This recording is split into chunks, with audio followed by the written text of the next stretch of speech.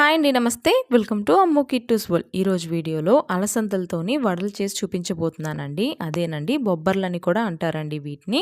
Taste చాలా బాగుంటుందండి. Evening స్నాక్స్కి కానీ లేదంటే మార్నింగ్ టిఫిన్స్లోకి కూడా ఈ వడలు చాలా బాగుంటాయండి. చేసుకోవడం కూడా చాలా ఈజీ. పైన క్రిస్పీగా అలాగే లోపల సాఫ్ట్గా కొంచెం కూడా ఆయిల్ పీల్చకుండా చేసేద్దాం పదండి. ఇక్కడ నేను 1 కేజీ వరకు బొబ్బర్లు తీసుకున్నానండి.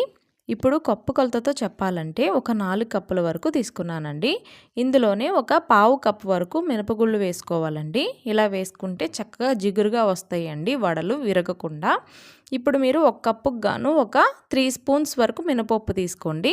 వీటిని ఒక 6 నుంచి 8 గంటల వరకు బాగా నాననివ్వాలండి.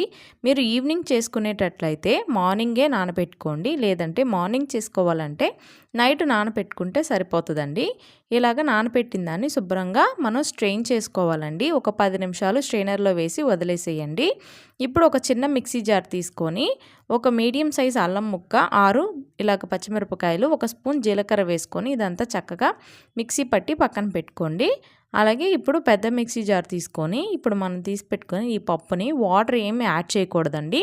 కొంచెం ఉప్పు వేసుకుంటూ ఈ పప్పు అంతా కూడా కొంచెం బరగ్గా గ్రైండ్ చేసుకోవాలండి, వీడియోలో చూపిస్తున్నట్టుగా. ఇప్పుడు ముందుగా గ్రైండ్ చేసి పెట్టుకున్న ఈ పచ్చిమిరపకాయ అల్లం పేస్ట్ కూడా వేసుకొని దీనికోసం 3 ఉల్లిపాయలని ఇలాగా సన్నగా తరిగి వేసుకోవాలండి. అలాగే కొంచెం కొత్తిమీర కూడా సన్నగా తరిగి వేసుకుంటే వడల్లో టేస్ట్ చాలా బాగుంటుందండి. వేసుకున్నాక ఇదంతా కూడా చక్కగా కలుపుకోవాలండి. నేను సాల్ట్ యాడ్ చేయట్లేదండి, నేను మిక్సీ వేసుకునేటప్పుడే సాల్ట్ యాడ్ చేశాను. మీకు కనుక చాలకపోతే కొంచెం ఉప్పు చూసుకొని కలుపుకోండి. ఇప్పుడు డీప్ ఫ్రై కోసం ఆయిల్ వేసుకోవాలి. ఈ వడలకి కొంచెం ఇలా వెడల్పుగా ఉండే ప్యాన్ అయితే బాగుంటుందండి. ఆయిల్ వేడైన తర్వాత కొంచెం మీడియం ఫ్లేమ్లో పెట్టుకొని ఇంకా వడలు వేసుకోవడమేనండి. పిండి కనుక మీరు కొంచెం నీళ్లు వేసి లూజ్గా అయినట్లయితే ఆయిల్ పీల్చేస్తాయండి వడలు.